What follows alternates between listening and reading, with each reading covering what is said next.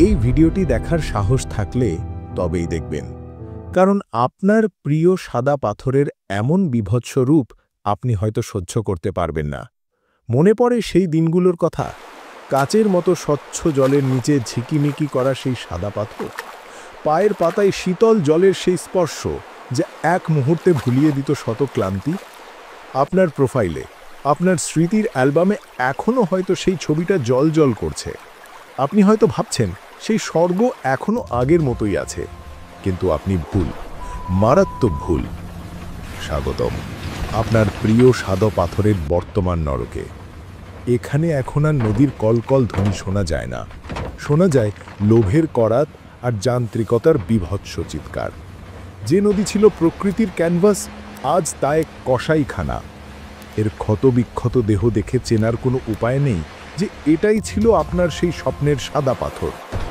এই মানুষটির নাম হয়তো আপনি জানেন না, কিন্তু তার সারাটা জীবন কেটেছে এই নদীর বুকে।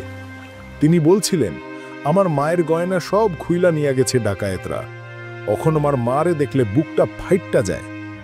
এই ধ্বংসযজ্ঞ শুধু সৌন্দর্যের বিনাশ নয়, এটা একটা মৃত্যু পরবানাও। যে পাথরগুলো উজান থেকে আসা সর্বনাশা ঢলকে বুক পেতে আগলে রাখত, আজ সেই রক্ষা কবচ নেই।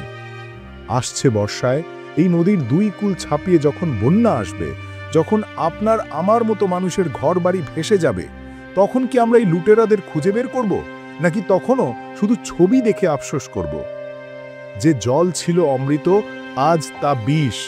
এই ঘোলা পানি জলজ প্রাণীদের জন্য এক নীরব কবর স্থান তৈরি করছে। এই ধ্বংসের জন্য দায়ী কে?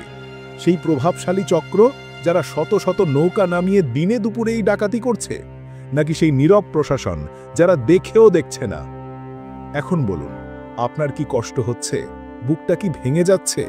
যদি সামান্য খারাপ লাগা কাজ করে, তবে চুপ করে থাকবেন না, কারণ আপনার নীরবতাই এদের সবচেয়ে বড় সাহস। সাদা পাথর আজ তার শুভ্রতা হারিয়ে এক নীরব কালো কান্নায় ডুবে আছে। সেই কান্নার শব্দ কি আপনার কানে পৌঁছাচ্ছে?